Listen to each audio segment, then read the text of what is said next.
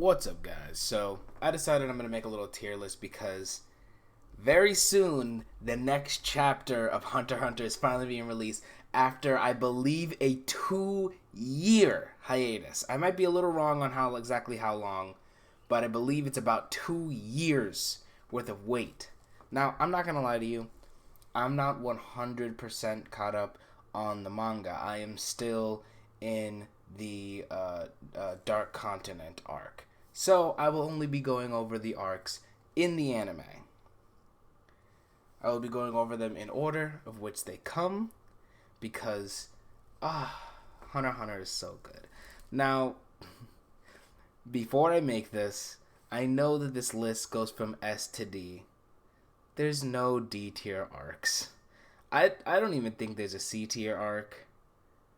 There's really just B to S tier. I could have made this a lot shorter and just cut out C and D. But I'm also using this time to actually talk about the arcs and how much I fudging love them. First arc. The Hunter exam arc. A lot of people say this is like one of the weaker arcs. Not because it's bad, but because it's just really, really slow. I don't really agree with that. Now, it is a little bit slow at the very beginning. I'm not going to lie to you. It's a little slow for the first, 5-6 episodes. But it then picks up a whole lot. And by the time you get to the prison tower, it's fudging amazing. It is an absolutely masterclass of writing a first arc. It introduces several key characters that come back later on in later arcs. It introduces, a main villain, or well, I guess I should say a recurring villain, because there isn't really a main villain to Hunter x Hunter unless you consider Jing the main villain, which I don't.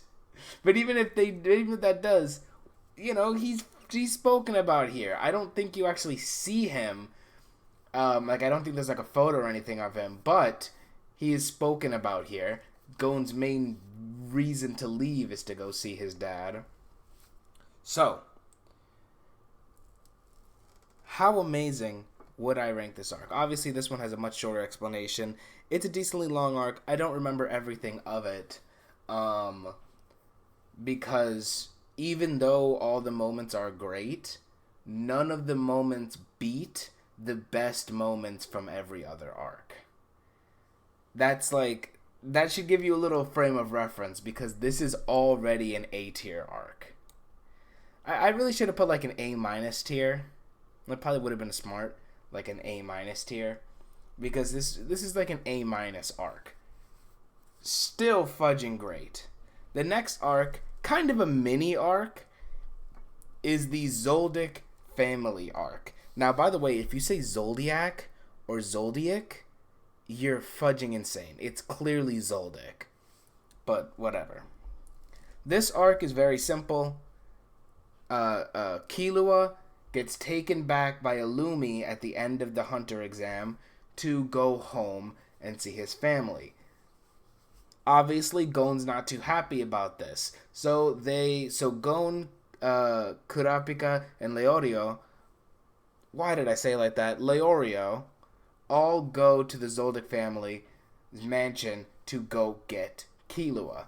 The entire arc is kind of just a training arc where we realize that Killua was really leagues above in terms of strength and ability above everybody else. Because just to get into the house, just to get into the Zoldic family household, you have to open a door that weighs, I believe, 16 tons. And the door has different, levels, where every level gets heavier and heavier. And Killua, by himself, can reach, I believe it was the 70th door? I mean, not 70th, 7th door, which was something like 60 tons. That's fudging insane. Just for reference, when Gon gets there, no one can open the first door. Even the guard, who sits there and is supposed to be letting people in, can only open one door. And Killua can open 6 of them. And I think it's like either implied or directly stated that everyone else in the family can open the entirety of the gates. And there's even some fun moments in here, like at the beginning when they get to the Zoldic family and some people get out and they're trying to, break in and hijack something. And the guard is just like, yeah, here's the key. And they open a smaller door that has a key just for them to get immediately eaten by the cutest kaiju ever. Ever, ever, ever. He's so adorable. But eventually they make it through. Killua's being tortured by his brother, what's his name? It starts with an M. I can't really remember it. But he's getting tortured by his brother, and then as soon as he finds out Gon is there, you realize that he's stronger than his brother, and that the chains that were holding him to the wall were not stopping him. He was there essentially voluntarily, and he immediately just breaks out and is like, I'm not doing this, I'm out. Walks straight out of the Zoldic family household. It was such a power trip. I love that arc. High A tier. High A tier. Next up, the York New City arc. So at this point, they had gotten information about a game that Jing had made. They went back to Gon's original island. There was like a second mini arc, but I personally lump it in with the Zoldic Family Arc, where they go back to Gon's house with something that has to do with Jing, and they find out that they need Greed Island, which is this video game that is apparently one of the hardest things to get, one of the hardest things to find. So they go to York New City because they're supposed to be meeting up with someone there, and they need to make a whole lot of money. Oh wait, I skipped. That's my bad. York New City is actually not the next arc. The next arc is actually the Heavens Arena, which is actually where they went because they realized that they had to wait until, I believe, September in order to go to York New City to meet up with somebody. So instead, they decided to make some money by going to Heaven's Arena and battling. And once again, for the first half, absolute power trip. They show up at Heaven's Arena, they're defeating everyone, literally they're taking out everyone with one single hit, and then they meet this one kid, Zushi. And Zushi's not going down. Zushi isn't strong, Zushi can't beat Killua, and probably not Gon either, but he refuses to stay down no matter how many times he gets hit. Eventually, he does end up losing, because I think it's if you get struck down 10 times, then you're out. So once he loses, Killua's mad, because he was planning to not have to use more than just one hit for the entire arena until he goes all the way up to the top. And every single time they're making money, come to find out, when they're about to reach the 200th floor, Hisoka is sitting there. And Hisoka is just chilling. Now Gon has a reason to go attack Hisoka because in the first arc, the Hunter exam, Hisoka was kind of evil. He was killing people, he didn't care about anybody, but he was interested in Gon. Killua sees them and is like... not Killua, Hisoka sees them and is like, what are y'all doing here? Y'all can't come here. You will die. Until you can walk up to me, until you can make it to me, you cannot come on this floor. You will die. So he then activates, I believe, his N, or he might genuinely just be using malicious at Nen as like a barrier. And this is where Nen gets introduced. They try walking into it, and they get this insane striking of fear to the point where they can't even walk down the hallway. And they are on a time limit. They have, I believe, 3 days to register for a fight, or else they are banned from the Heavens Arena permanently. So they have to find a way to get through this Nen barrier, and they meet up with Zushi, who introduces them to his master, Wing. Wing, obviously, is a Nen user. He's not a super powerful one by any means, but he's a Nen user. And he tells them, like, listen, Zushi here has been training for 10 years. And he's considered, I don't know, I think it was actually 2 years. And he's considered a Nen prodigy. There's almost no way that you guys can do this. And they're like, well, we have to. We don't care what it takes. We don't care.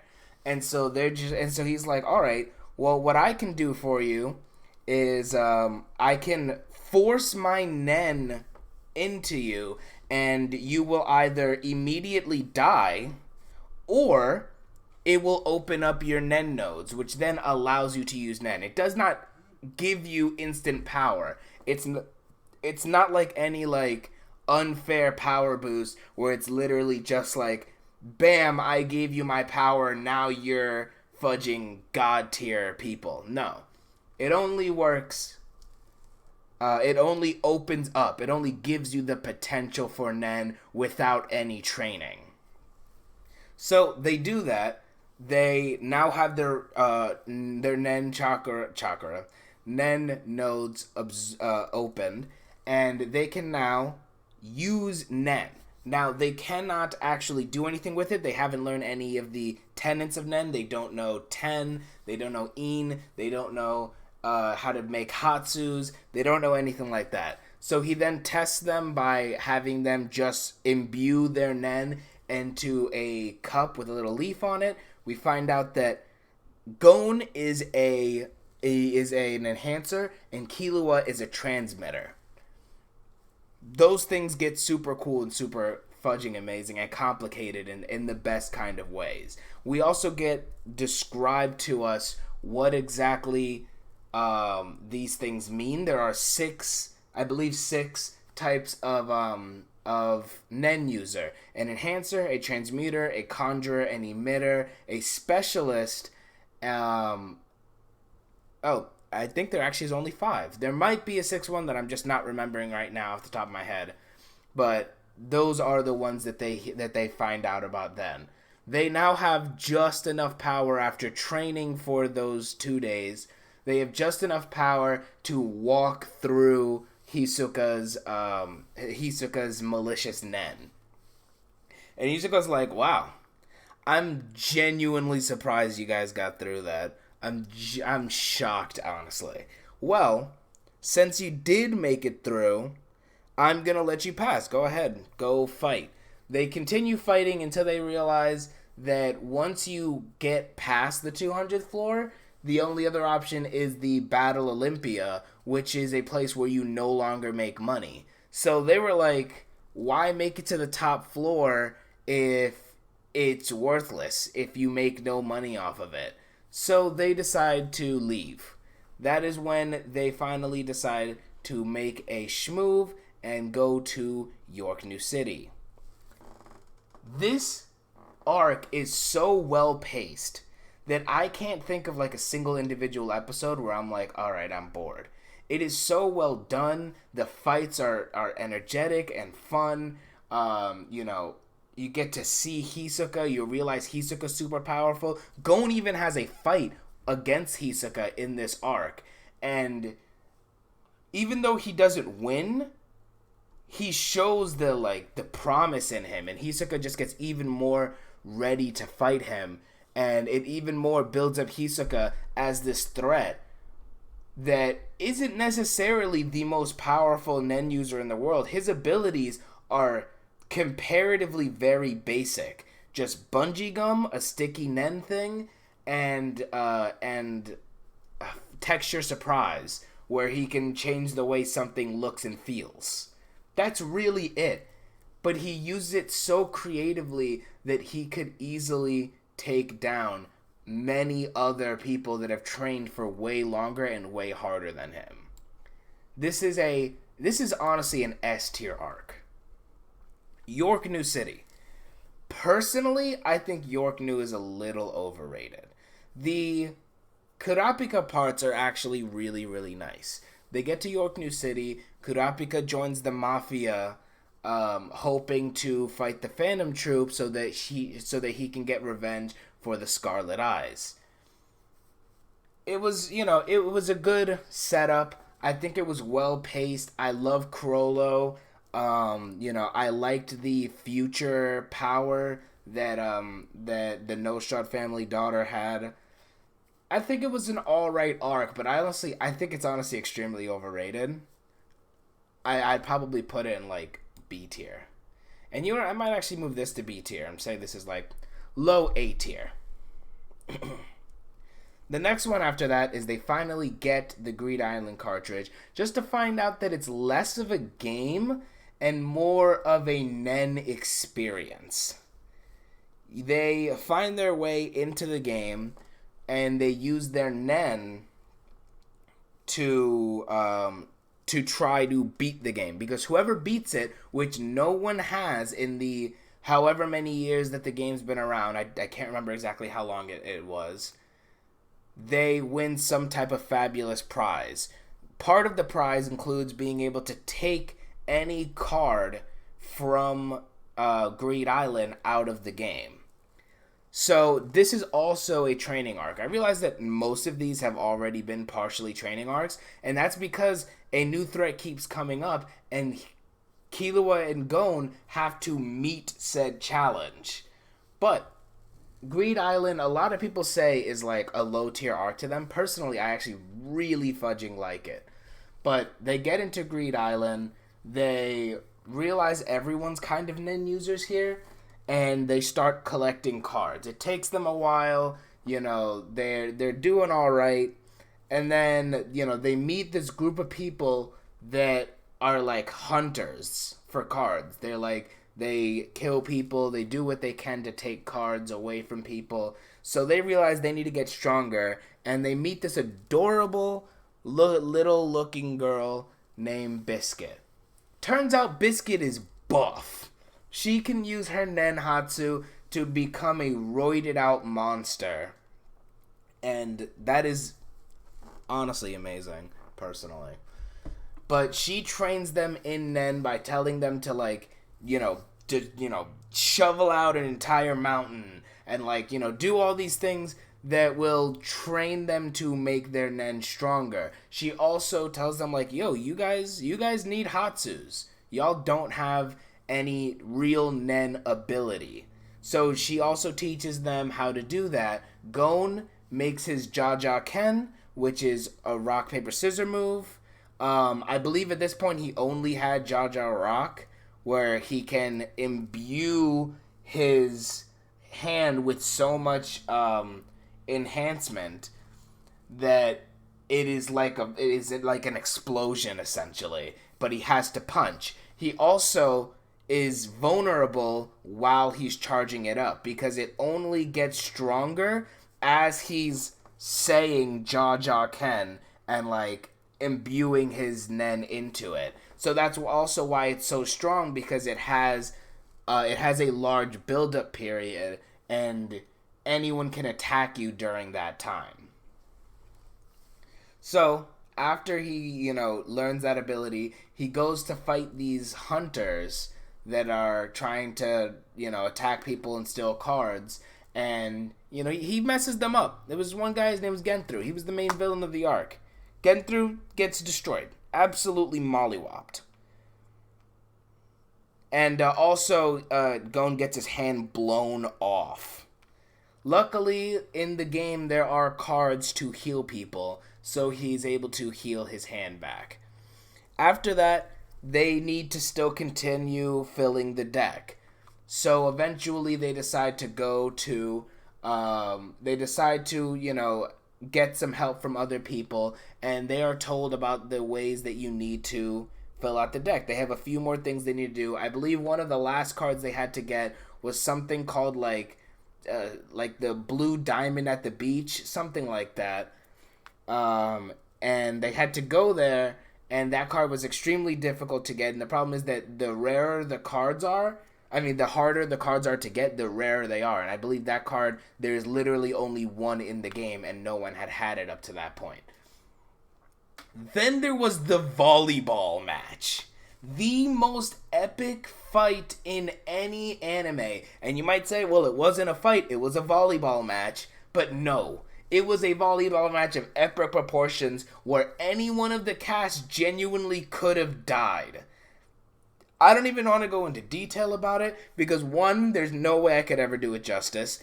And two, even if you've seen it, you should rewatch it because it is so fudging great. But they eventually get it. And then to actually beat the game, you then have to get the highest score out of everyone in the island on a questionnaire about every single card. And I believe Gon was the one that got a 100%. It was either Gon or Killua that got 100% completion on that test, which then allowed them to succeed and leave Greed Island with whatever item they chose. Now, Gon had chosen to bring the Accompany card. I believe Biscuit chose the, like some giant jewel that I can't remember the name of. And I don't really remember what Killua chose. Oh yeah, and the third item was a necklace that they had chosen. So, when they left, Killua thought that this would be a good way to find his dad, because he realized that there was a character in the game named, instead of Jing, it was Nig, or Gnig, I guess. So he was like, well, that's just Jing backwards. He wanted to go teleport to him. And that would have worked. The series actually could have ended right there. But, Jing knew that would happen. Jing knew that eventually Gon was going to beat Greed Island, and he was going to want to teleport to Jing so that he can see his father. But he also didn't want his son to be weak. He was like, if I have a weak son, I don't even want to see him. So he made it so that if he used a magnetized card, which allows one person to teleport to one other person, then he would be like, all right, I will let him see me. But if he used an Accompany card, where a group of people can teleport to one person, then he didn't want to see him, and that would instead send him to Jing's protege, Kite, which then moves in to the Chimera Ants arc. So where would I put Greed Island? Honestly, I'd put it right here. Mid A tier. Definitely in the middle of A tier. Honestly, it was an extremely good arc. A lot of people say it's a little long in the tooth, but I personally think it was extremely fun all the way through. And I didn't even mention all the other cool things that happened. Like the fact that he got to meet all the other creators of Greed Island. And the fact that, like, the Chimera... Not the Chimera Ants. The Phantom Troop tried going into Greed Island, but got wrecked by one card. You know, whole lot of cool shit. But, next arc, the Chimera Ants. Starts off with them meeting Kite. Kite is an absolute fudging badass. And this is a very long arc, so I'm going to be giving you the most Cliff Notes-ass version of it I can. They meet Kite. Kite shows why he's badass.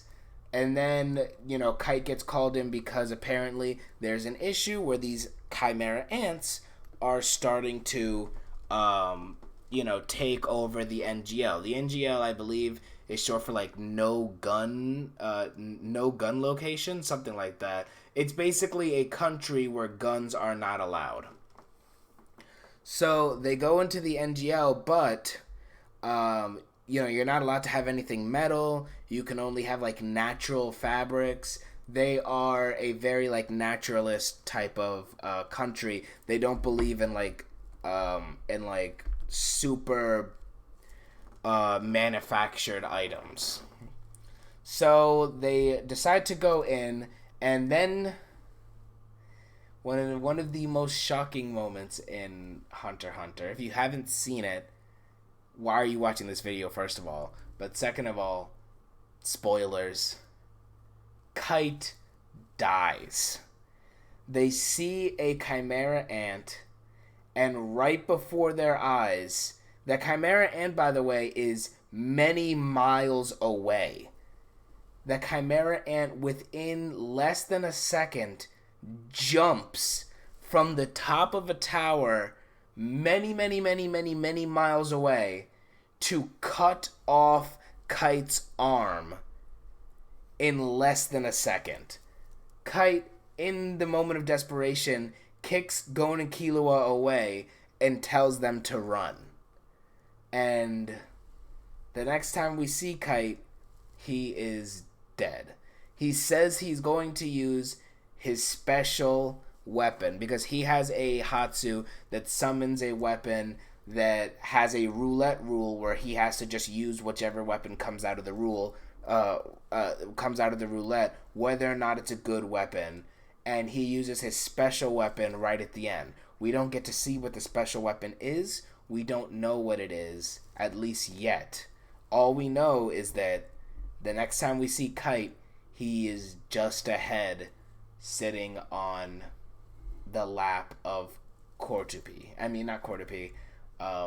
Neferpito.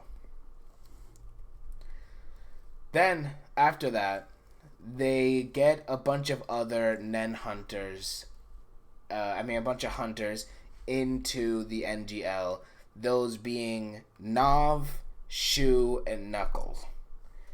Knuckle and Shu refuse to let Gon and Killua back into the NGL until they prove themselves and prove that they're strong enough Nen-wise. So for 21 straight days, Gon and Killua repeatedly challenge Knuckle and Shu until eventually they are able to defeat them. Knuckle has the power of APR, which is some interest bank bullshit that essentially is that every single time he punches you, he takes some of your Nen and puts it in his APR, which is a bank. And every single couple of seconds, you gain interest on that.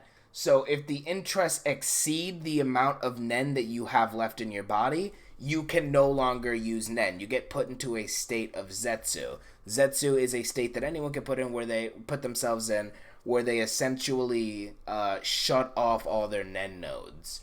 So this happened to Gon multiple times, and I believe that you get your Nen shut off for like a while. I think it might be like a couple days or something like that.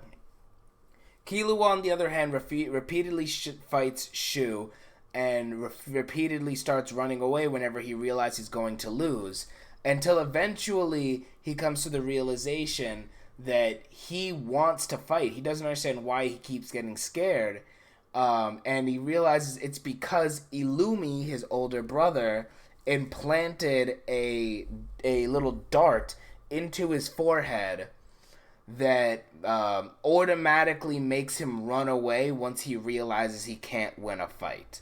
So obviously he rips that out, goes to fight Shu. I don't remember if he wins or if he just proves himself, but they get into a fight. At this point, they want to go fight the Chimera Ants. And once again, I am giving you super, super cliff notes. I already skipped over an important character named Colt. I skipped over a very important other death that happens. But I am trying to not make this video super, super long. They go to fight the Chimera Ants. They storm the capital. And the Chimera Ants have just spawned the 4 important enemies.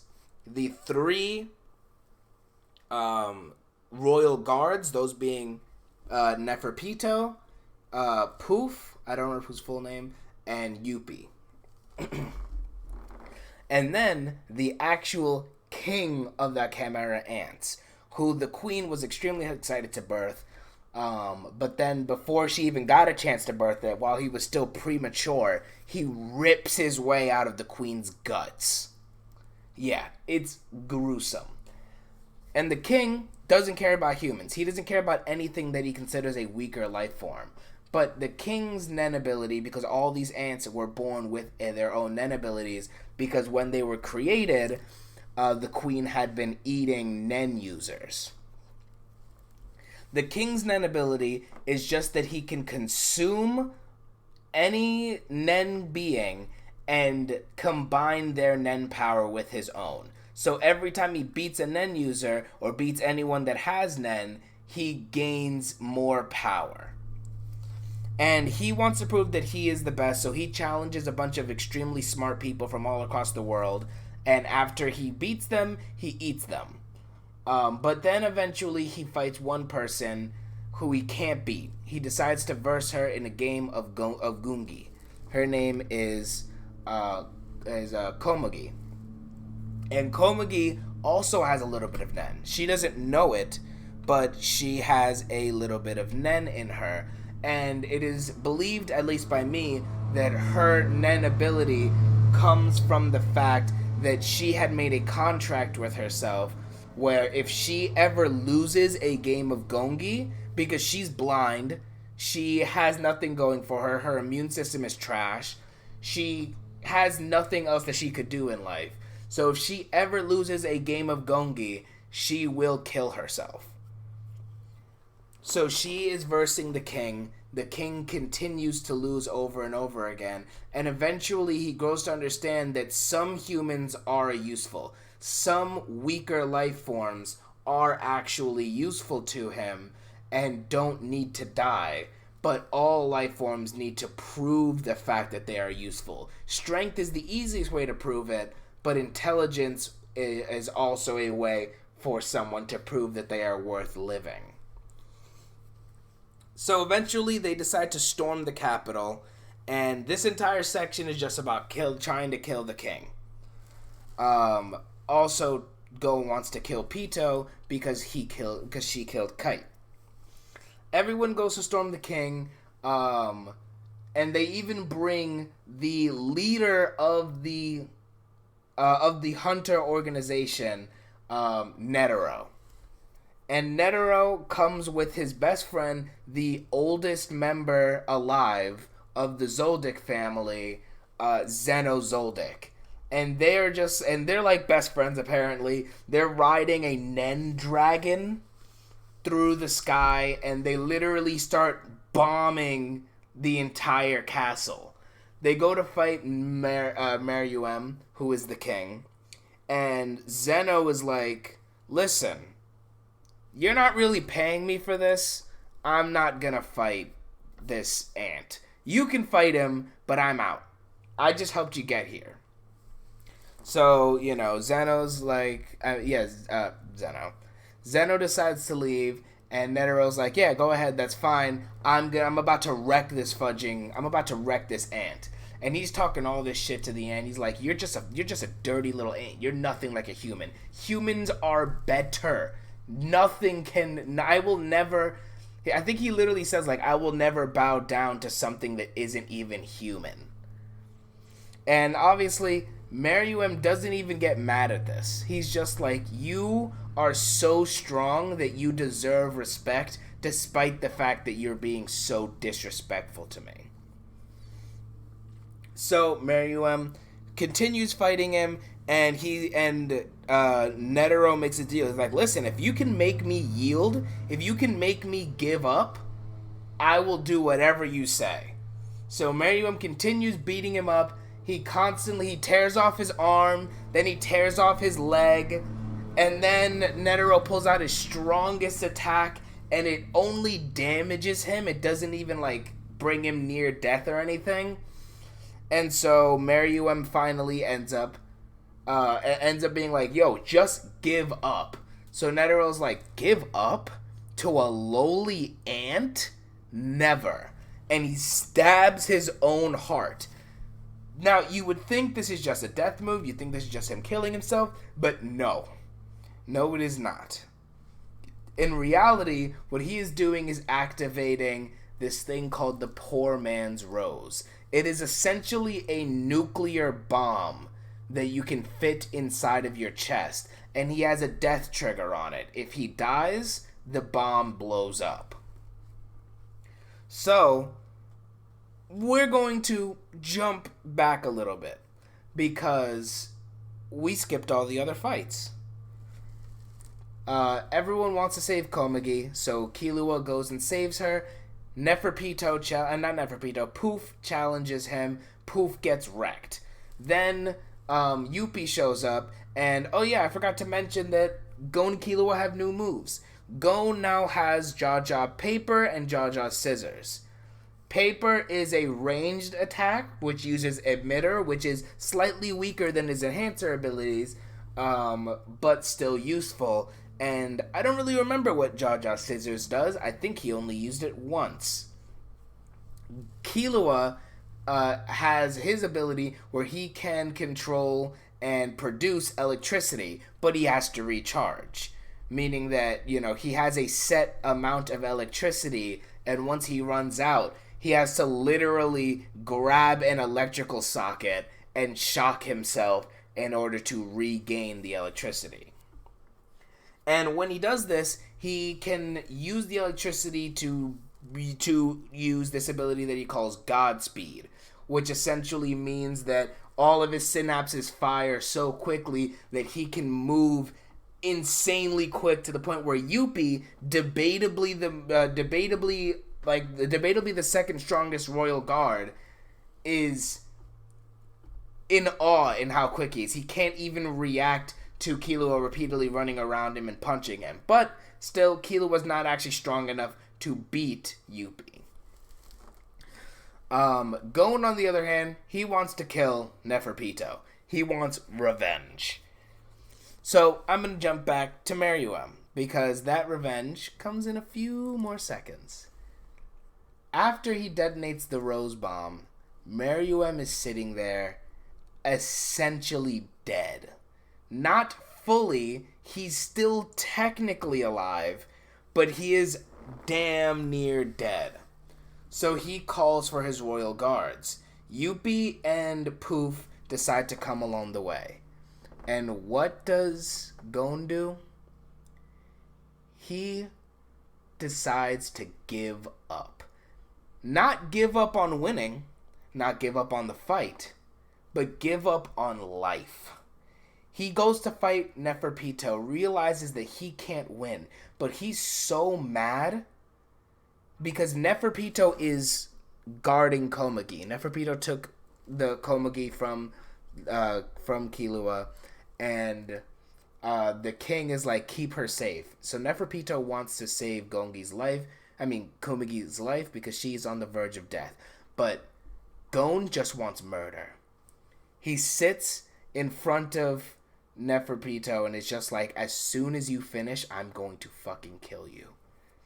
So Neferpito's like, fair, that's fair. After she finishes saving Komugi's life, they step outside and Gon starts fighting Neferpito. Gon's kind of losing.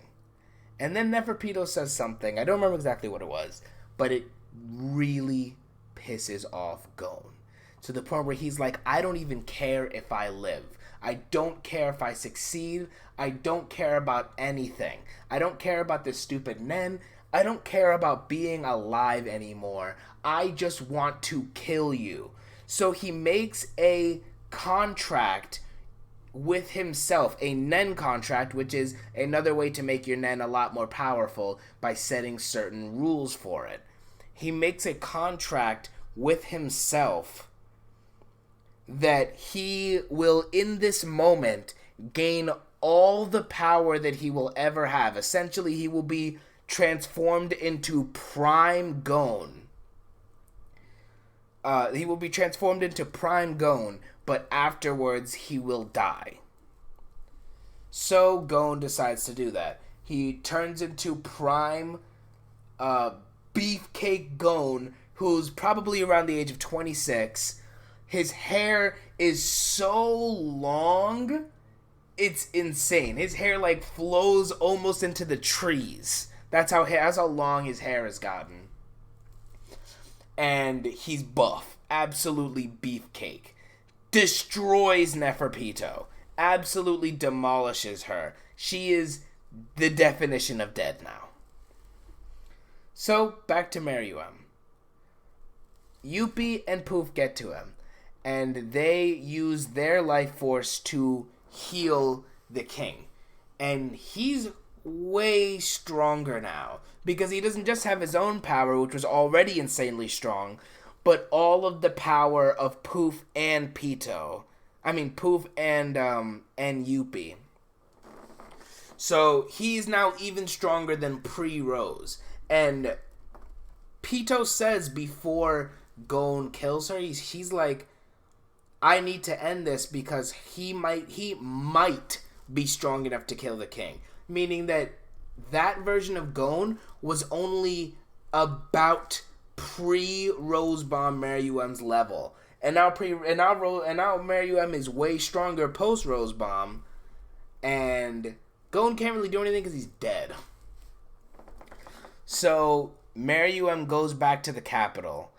He murders like a whole bunch of people, and then he stops because he realizes that he's dying.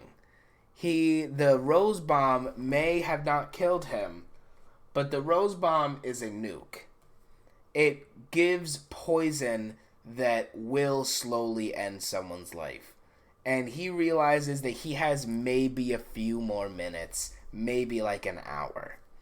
So he decides to sit down with Komugi, the only human he has ever truly cared about, plays one more game of Gongi, and then dies. I think Komugi dies as well. I don't remember for sure. But Yuppie then also dies, and so does Poof. Pito was already dead. And that is how that arc ends. Gon is dead. All the Chimera Ants are dead. And the leader of the Hunter Association, Netero, is dead. So we move into the next arc, where Gon is clinging on to life with a medical team. He's literally just black dust, essentially, at this point. And he's clinging on to life. And Killua, for some reason, is going home. We don't know why yet, but he's going home instead of staying by Gon's side. So, before we go to that, I'm going to now rate this. And I think it's pretty obvious. Pretty obvious.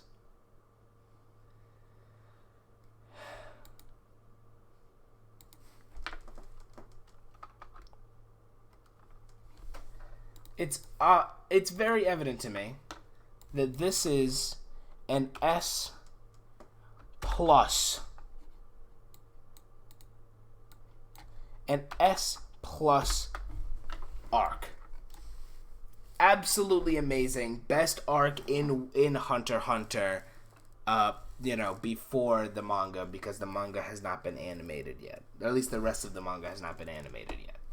Last arc, 13th Chairman. Pretty short arc. Nice, brief.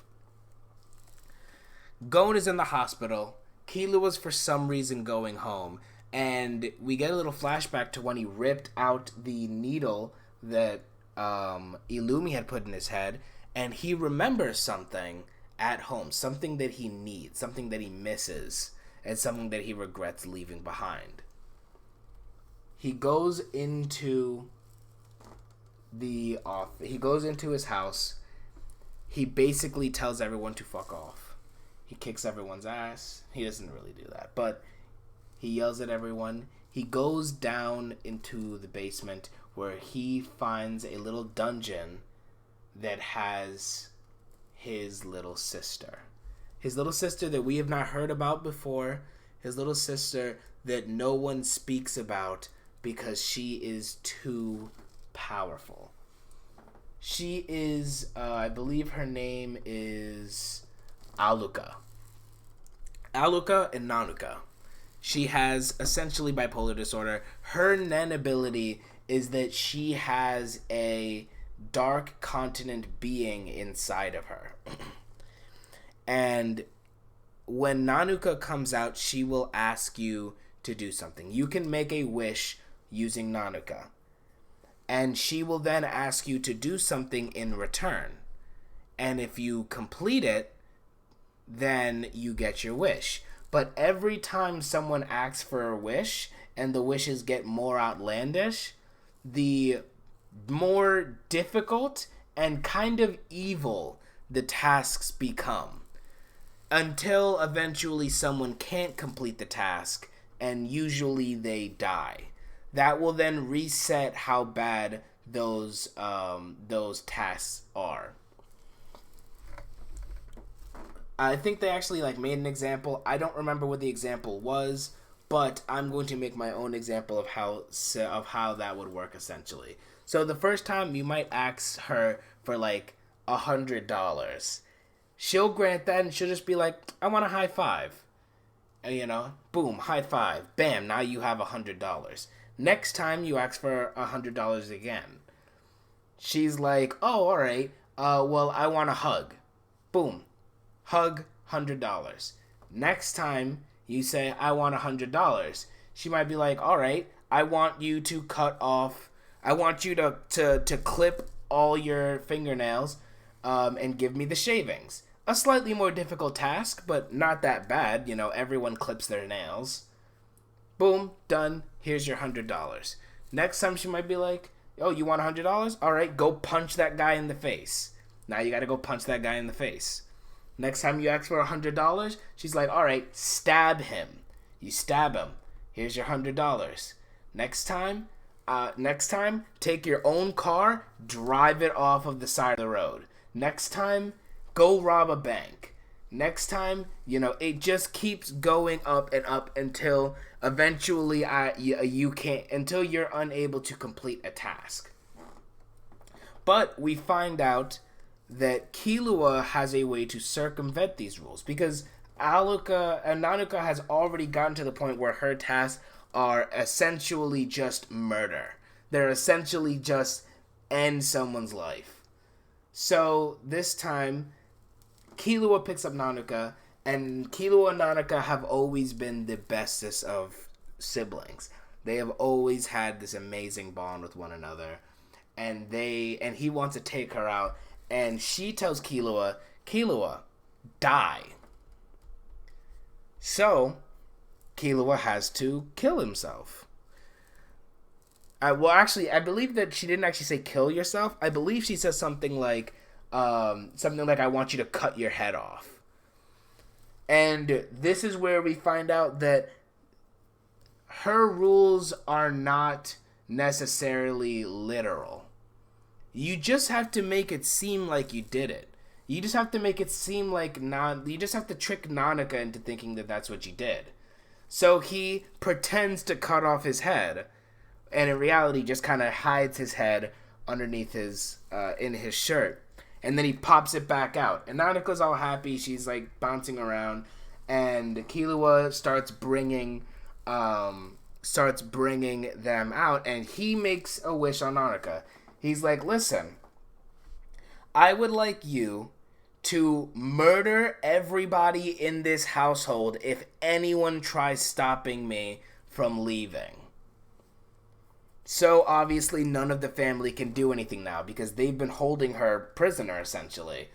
And so, he is now taking her out, and they cannot stop her. The 13th Chairman arc, you know, truly begins because they are now in an election.